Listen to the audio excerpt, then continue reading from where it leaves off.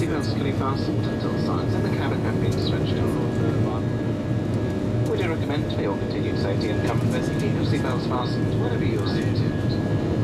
For your information, this aircraft is equipped with 2 washrooms, one at the front used by customers seated in our business class cabin, and one at the rear used by customers seated in the economy cabin.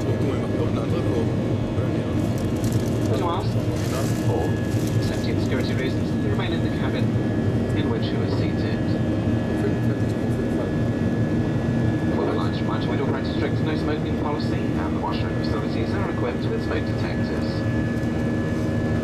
Very shortly we'll be happy to commence our in-flight service today, offering complimentary drinks from our bars in both cabins, complimentary hot breakfast with tea and coffee in our business cabin, and a complimentary light snack in the economy cabin.